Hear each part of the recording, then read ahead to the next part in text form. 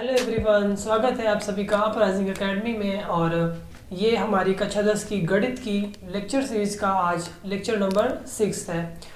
पिछली क्लासेस में मैंने आप लोगों को कई सारे क्वेश्चंस कराए, यूक्लिड विभाजन प्रमेय पे आधारित अलग अलग टाइप के क्वेश्चंस कराए।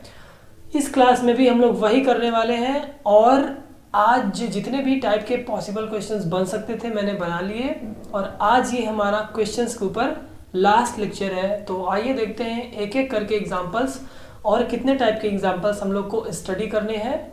ठीक है, तो लेट्स बिगिन। ओके, मैंने 11th एग्जांपल बोर्ड पे लिख दिया है। आइए देखते हैं एग्जांपल को। एग्जांपल है बहुपद ux तथा vx ज्ञात कीजिए यदि x की घात 4 माइनस 1 गुणे ux प्लस x की घात 7 माइनस 1 गुणे vx बराबर x माइनस 1 है। तो बहुपद आप लोग जानते ही हैं, पॉलिनोमियल्स क्या होते हैं, क्लास 9th में पढ़ा है। और आई होप कि आपने दो पॉलिनोमियल्स को भाग देना भी सीखा है। अगर नहीं सीखा है तो आप लोग पहले उसको रिवाइज कर लीजिए। जो आपने दो पॉलिनोमियल्स को भाग देना क्लास 9th में सीखा है, उसको रिवाइज करने के बाद ये लेक्चर कंटिन्यू करिए तो आपको इजी आ जाएगा। ठीक है, तो हमें बात करनी है दो ऐसे पॉलिनोमियल्स की जिनको दो संख्याओं मतलब दो अलग पॉलिनोमियल्स में गुणा करने पर एक नया पॉलिनोमियल मिल रहा है। याद करो, जब हम दो संख्याओं का HCF निकालते थे, दो संख्याएं अगर हमें दी रहती थी A तथा B, तो उनका जो HCF रहता था H, उसको हम क्या लिखते थे, AX प्लस BY टाइप का। एक क्वेश्चन मैंने इस टाइप का करवाया था और ये जहाँ पे x और y क्या थे, पूर्णांक थे। तो ये क्वेश्चन इसी टाइप का है। हमें इस क्वेश्चन को सॉल्व करने के लिए सबसे पहले x की घात 4 माइनस 1 और x की घात 7 माइनस 1 का HCF निकालना होगा। ठीक है, तो कैसे निकालेंगे HCF, आइए देखते हैं।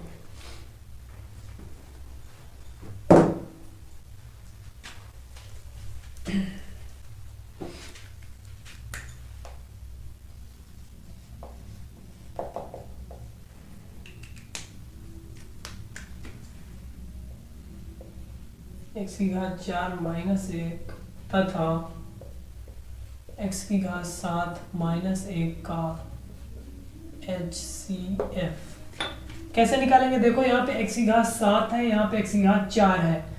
तो इस वाले बहुपद को हम लोग ब्रैकेट के अंदर रखेंगे। जिस बहुपद की जो घात होती है वो सबसे बड़ी होती है उसको अंदर रखा जाता है और दूसरे वाले बहुपद को बाहर। बाकी सारी चीजें सेम है, जैसे आप किन्हीं दो संख्याओं का HCF निकालते थे वैसे भी यही करना है, यहाँ भी वैसे ही करना है। तो देखते हैं, x की घात यहाँ पे 4 है, यहाँ पे 7 है, तो मतलब x की घात अगर 3 हमें और मिल जाए तो x की घात 4 में x की घात 3 जोड़ देंगे तो 7 आ जाएगा, है ना। देखो यहाँ पे अगर हम x की घात 3 से इसमें गुणा करें तो कितना आएगा, x की घात 3 गुणे x की घात 4 बराबर x की घात 7 माइनस x की घात 3 का जब 1 में गुणा होगा तो x की घात 3। अब इनको जब घटाएंगे तो इनका चिन्ह बदल जाएगा, ये कैंसिल, x की घात 3 माइनस 1 यहाँ पे बचा। अब वैसे ही करना है अपने को, x की घात 4 माइनस 1 यहाँ आ जाएगा, इसको भाग देंगे। देखो 3 यहाँ पहले से है, हमें एक x की जरूरत है तो एक x से गुणा कर देते हैं।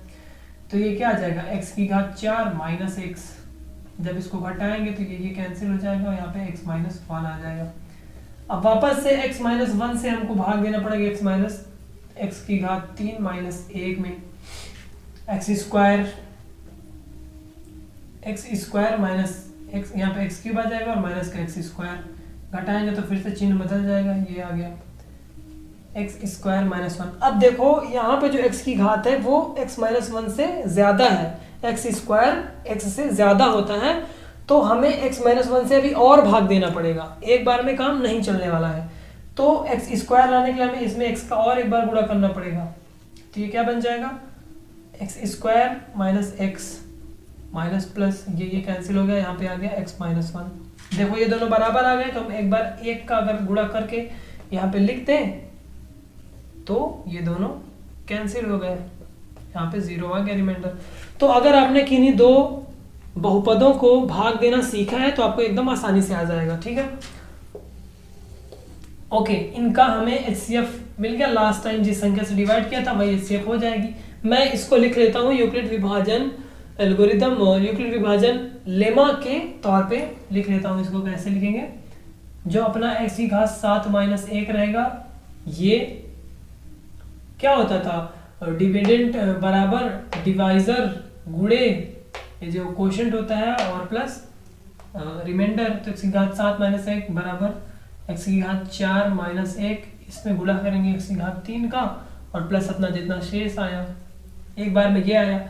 दूसरी बात में x की घात 4 माइनस 1 यहाँ आ जाएगा और ये बराबर हो जाएगा x की घात 3 माइनस 1 गुणे x cube minus 1 into x और प्लस में क्या आएगा x माइनस 1, है ना, प्लस एक्स माइनस 1 आ रहा है। और तीसरी बार में एक्स क्यूब माइनस 1 ये बराबर किसके आ जाएगा, x माइनस 1 गुणे x square plus x plus 1 और प्लस में क्या आएगा 0, तो 0 नहीं लिखते हैं। इन तीनों समीकरणों में से हमें जो HCF मिलेगा वो ये आएगा। HCF किसका किसका, x की घात 7 माइनस 1 तथा x की घात 4 माइनस 1 का HCF कितना आया हमारे पास, x माइनस 1। अब हमें इस x माइनस 1 को इन दोनों संख्याओं के लीनियर कॉम्बिनेशन मतलब रैखिक संयोजन में लिखना है। मैंने ये बताया था आपको कि इन दो संख्याओं के रैखिक संयोजन में उन संख्याओं के HCF को लिख सकते हैं। तो कैसे लिखना है देखते हैं। हम इस समीकरण का यूज करते हैं क्योंकि इसमें x की घात 4 माइनस 1 है और हमें x की घात 4 माइनस 1 चाहिए और x की घात 7 माइनस 1 चाहिए। इसमें तो x की घात 4 माइनस 1 है नहीं, तो इसको नहीं लेंगे। इस समीकरण को उठा के यहाँ लिखते हैं। x की घात 4 माइनस 1 बराबर क्या है, एक्स क्यूब माइनस 1 गुणे एक्स प्लस एक्स माइनस 1। अब इस समीकरण को देखो और इसके ऊपर वाले समीकरण को देखो। x की घात 3 माइनस 1 यहाँ है। अगर हम इस समीकरण से x की घात 3 माइनस 1 का मान निकाल दें तो हमें x की घात 7 माइनस 1 भी मिल जाएगा और इन संख्याओं को उसमें रख देते हैं। तो x की घात 3 माइनस 1 का मान यहां से निकाल के उस समीकरण में रखो, देखो क्या आता है। x की घात 3 माइनस 1 की जगह क्या आएगा, x की घात 7 माइनस 1 और ये जब इधर आएगा तो माइनस का बन जाएगा। तो x की घात 7 माइनस 1 माइनस में x की घात 4 माइनस 1 गुणे एक्स क्यूब, x की घात 4 माइनस 1 गुणे का एक्स क्यूब और यहाँ पे x पहले से गुणे में तो मल्टीप्लाइड बाई एक्स और लिख देते हैं प्लस का x माइनस 1 वैसे ही लिखा हुआ है, ठीक है। अब हमें x माइनस 1 एक तरफ चाहिए तो x माइनस 1 को एक तरफ रखो, बाकी चीजें दूसरी तरफ भेज दो। यहाँ पे x की घात 4 माइनस 1 पहले से है, ठीक है। तो बाकी चीजें इधर लाओ तो क्या होगा, x की घात 4 माइनस 1 माइनस का x की घात 7 माइनस 1 माइनस x की घात 4 माइनस 1 गुणे एक्स क्यूब गुणे x बराबर x माइनस 1। इतना आ गया समझ में। अब देखो यहाँ भी x की घात 4 माइनस 1 है, यहाँ भी x की घात 4 माइनस 1 है। तो अगर हम इस ब्रैकेट को ओपन कर दें तो यहाँ से और यहाँ से x की घात 4 माइनस 1 कॉमन ले पाएंगे, है ना। ओपन करके देखते हैं ब्रैकेट।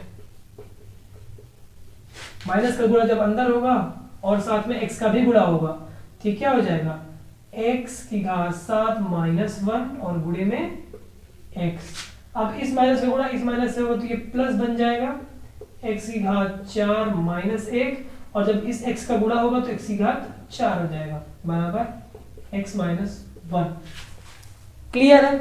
अगला स्टेप, यहां से और यहां से x की घात 4 माइनस 1 कॉमन ले लो, कितना बचेगा, यहां पे तो 1 बचा, यहां पे कितना बचा x की घात 4।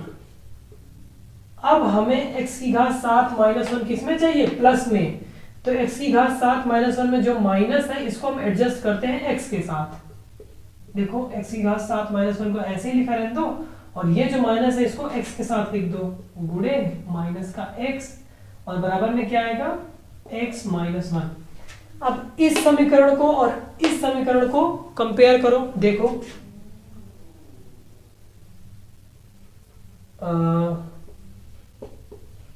दिए गए समीकरण से तुलना करने पर,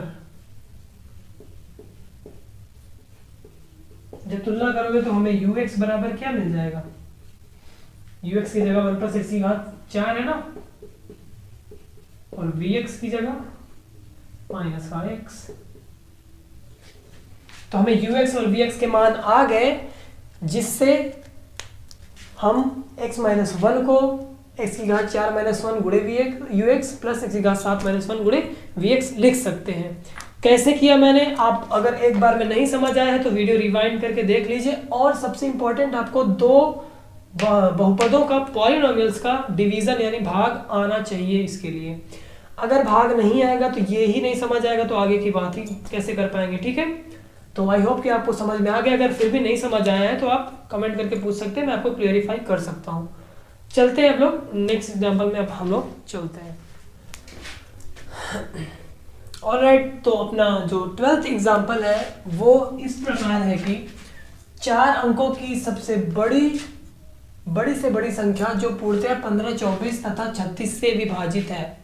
हमें 4 अंक की ऐसी संख्या ढूंढनी है जो इन तीनों संख्याओं से पूरी तरह विभाजित हो जाए। तो कैसे निकालेंगे, देखो पहली बात तो इन तीनों से विभाजित होने का मतलब इनके एलसीएम से विभाजित होना है ना। कोई संख्या अगर एलसीएम से डिवाइड हो गई तो उनसे भी डिवाइड तो हो ही जाएगी, है ना। सिंपल से एग्जांपल लेके मैं आपको समझा देता हूँ। मान लो हमारे पास एक 12 है और एक 14 है। इन दोनों का अगर एलसीएम आप निकालेंगे तो इसके गुणनखंड क्या होते हैं, 2 × 2 × 3 और इसके 2 × 7। तो एलसीएम क्या आएगा, एलसीएम क्या आएगा, 2 × 2 × 3 × 7, 2 दूनी 4 3 12, 84। एलसीएम 84 आ गया। अब इस 84 से अगर हमें बोला जाए कि 12 और 14 से भाग, ऐसी संख्या ढूंढिए जिनसे 12 और 14 से भाग चला जा रहा है, तो कोई सी भी संख्या ढूंढ लो, अगर उस संख्या को 84 भाग दे रहा है तो 12 जरूर भाग देगा। मान लो मैंने ले लिया 168 ले लिया, 168 84 168 को भाग दे रहा है 2 बार में। देखो 14 से भी इसमें भाग जाएगा, कैसे जाएगा, ऐसे 14 दूनी 28 गया। 12 से भी भाग जाएगा, कैसे जाएगा,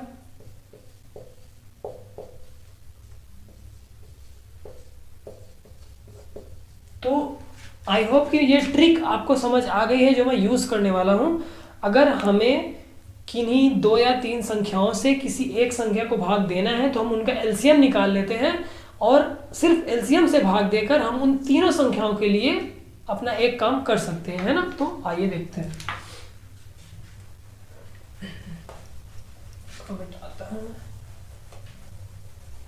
ओके, तो सबसे पहले हमें क्या करना है,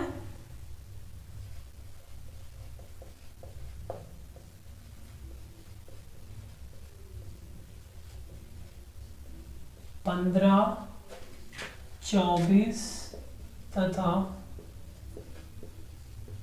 36 का एलसीएम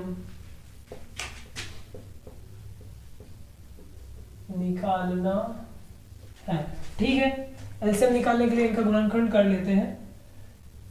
आप वैसे भी कर सकते हैं जो आप पुराने तरीका अपनाते हैं, 15 24 26 को लिख के ऐसे करके 2 से भाग या 3 से भाग ऐसे करते थे।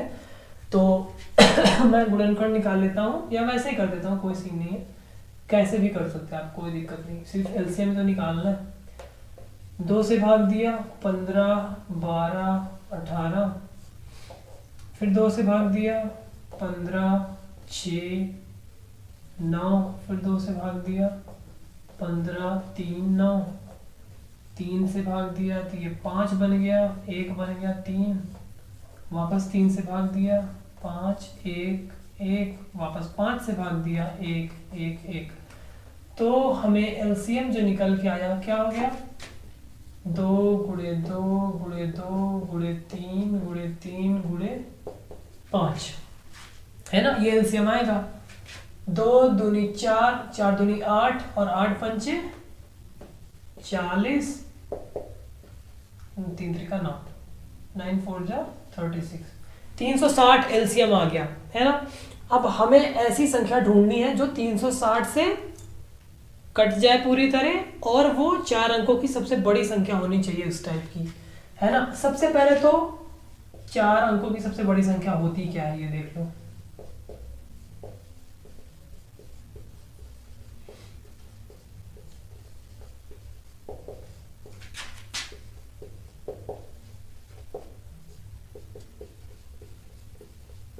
ये होती है, सब एग्री करते हैं ना। अब इस संख्या को हमें 360 से डिवाइड करने, इससे छोटी संख्या ढूंढनी है, या तो यही हो सकती है या तो इससे छोटी होगी, है ना, इससे बड़ी तो हो नहीं सकती। तो हम अगर ऐसा करें कि 360 से इसको भाग दें और भाग देने पर जितना शेषफल आ रहा है उतना इसमें कम कर दें तो हमें रिक्वायर्ड संख्या मिल जाएगी, है ना। 360 से इसमें भाग देते हैं, भाग देने के बाद जितना बचा वो मतलब हमारे पास एक्स्ट्रा है, अब उस एक्स्ट्रा को हटा दो तो जो संख्या मिल जाएगी वही ऐसी संख्या हो जाएगी जो 15, 24 तथा 36 से पूरी तरह भाग दी जा रही है। तो देखो 360 से 9999 वो भाग दोगे तो पहले भाग दो बार ही जाएगा, 2 बार में 720 आया, 9 279। अरे मैं तो वो वाला करने लगा, HCF की आदत पड़ गई ना। 279 आया, अब यहाँ से 9 उतारा नीचे, फिर से हमने भाग दिया, कितनी बार जाएगा, यहाँ पे 27 है, 3 9 27 नहीं 8 7 बार लगभग जाएगा।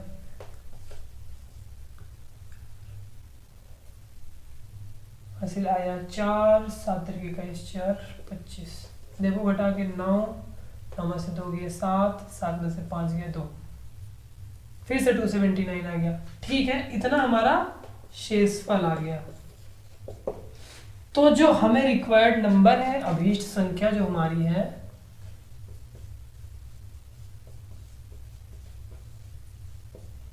वो क्या आएगी, 9999 में से 279 घटा दो। ठीक है, 9 में से 9 गया 0, 9 में से 7 गया 2, 9 में से 2 गया 7 और ये 9, ये अपना क्या आ जाएगा आंसर। अब मुझे लग रहा है कि आप लोगों को ये स्टेप नहीं समझ में आया कि मैंने 9999 को 360 से भाग क्यों किया, है ना। एक बार फिर से सुन लो। देखो हमें ऐसी संख्या ढूंढनी है जो इन तीनों से विभाजित हो जाए, है ना। उसके लिए हमें सबसे पहले इन तीनों का एलसीएम ढूंढना होगा, क्योंकि अगर कोई संख्या एलसीएम से विभाजित हो गई तो इन तीनों से तो पक्का हो जाएगी। ठीक, एलसीएम ढूंढ लिया, एलसीएम कितना आया 360। अब 360 से सबसे बड़ी संख्या को हमने भाग दिया, हमारे पास कुछ शेष बच गया। अब इस शेष को हटा दें तो मतलब भाग पूरी तरह चले जाएगा, है ना। जब अगर शेष कुछ आ रहा है तो मतलब भाग नहीं किया, पूरी तरह विभाजित नहीं हुई, लेकिन हमें तो पूर्णतः विभाजित, ये लिखा हुआ है ना, पूर्णतः विभाजित ढूंढनी है। तो जो एक्स्ट्रा शेष बच रहा है उसको हटा दें हम 9999 से, तो जो संख्या हमें ज़रूरी है वो आ जाएगी। ठीक है, तो आई होप कि आपको ये क्लियर हो गया होगा और हम लोग मूव ऑन करते हैं। अगला एग्जाम्पल जो है हमारा वो कहता है एक संख्या को 143 से भाग देने पर शेष जो बचता है 31। जब यह संख्या को 13 से भाग दी जाती है तो शेषफल कितना बचेगा, है ना। संख्या हमें नहीं मालूम है, निकालनी है। और कैसे निकालेंगे, यूक्लिड विभाजन प्रमेयिका का प्रयोग करके। तो मान लेते हैं, माना वह संख्या ए है, ठीक। भाग हम किससे दे रहे हैं, 143 से, है ना, तथा b बराबर 143 है। तो यहाँ पे यूक्लिड विभाजन प्रमेयिका का प्रयोग करेंगे तब हमें क्या मिलेगा, a बराबर BQ प्लस R, जहां R छोटा है b से और बड़ा है 0 से, ये यूक्लिड विभाजन प्रमेयिका कहती है। और Q और R दो पूर्णांक हैं और दोनों धनात्मक हैं। तो A तो हमें पता नहीं, B की जगह 143 रख देते हैं और Q वैसे ही, प्लस शेषफल कितना आ रहा है 31, तो शेषफल R हो गया। यहाँ R भी पता है हमें, ठीक है। अब हमसे पूछ रहा है जब इसको 13 से भाग दें तब शेषफल कितना बचेगा। तो हमारे पास और कोई डाटा तो है नहीं, अब हम जो कुछ कर सकते हैं इसी इक्वेशन में कर सकते हैं। तो अगर हम कुछ ऐसा कर दें कि b की वैल्यू हमें 13 आ जाए, तब हमें क्या मिलेगा, b अगर 13 आ गया तो मतलब 13 से a को भाग दिया जा रहा था, है ना, और शेषफल जितना आएगा उतना देख लिया जाएगा। तो अगर हम 143 को 13 के गुणे में लिख दें, 13 में कोई ऐसी संख्या का गुणा कर दें जिससे 143 आ जाए, तो देखो 13 में किसी ऐसी संख्या का गुणा कर दें जिससे 143 आ जाए, वो फाइंड करने के लिए हमें 143 को 13 से भाग देना पड़ेगा।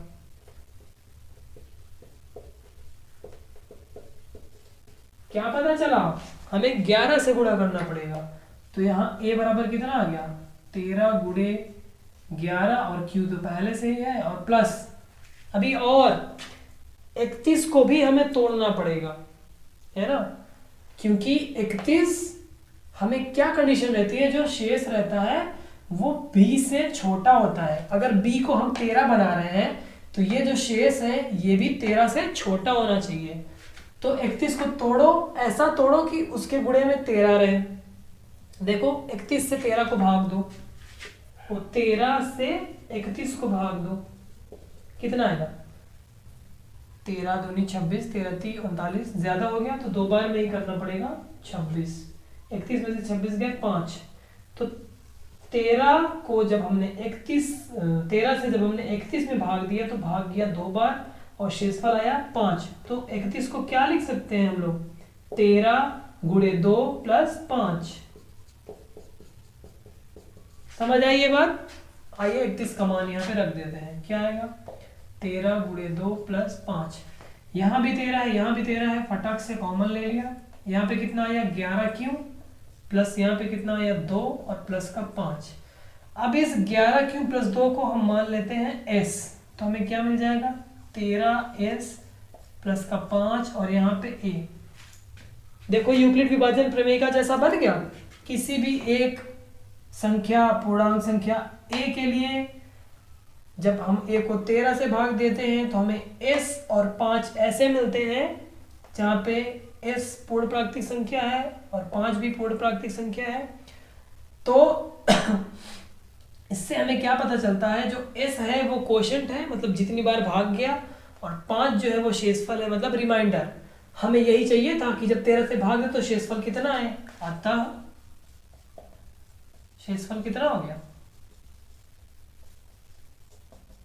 5।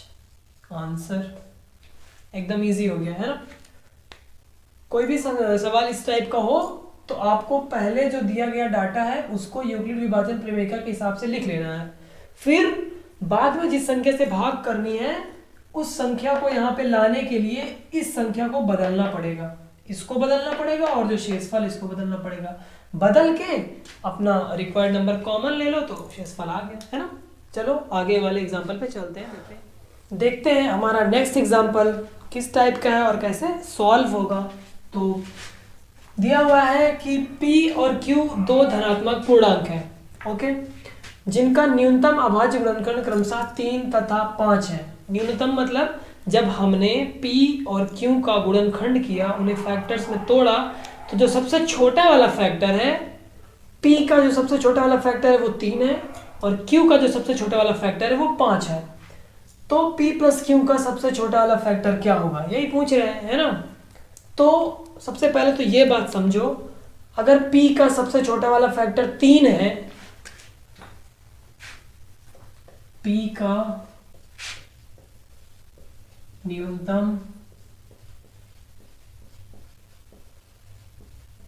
गुणनखंड 3 है, मतलब कि p का 3 से छोटा और कोई गुणनखंड नहीं है, तथा ये भी लिख लेते हैं q का न्यूनतम गुणनखंड 5 है। तो ना तो p का 3 से छोटा कोई गुणनखंड है अभाज्य, ना तो q का 5 से छोटा कोई गुणनखंड है। तो इसका मतलब क्या हुआ, 2 ना तो 3 दो ना तो पी है ना, अगर 3 से छोटा कोई नहीं है तो 2 ना होगा, 2 ना तो P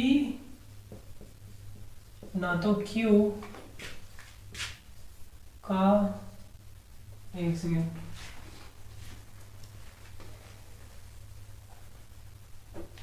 तो इस बात से हमें क्या पता चलता है कि जो संख्या 2 है, अतः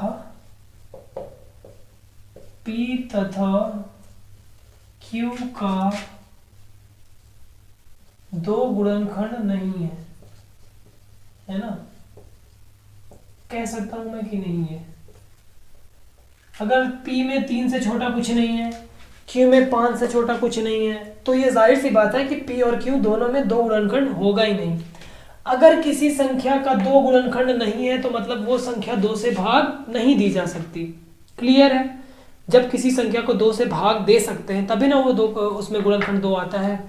अब अगर किसी संख्या को हम 2 से भाग नहीं दे सकते तो वो संख्या कौन सी होती है?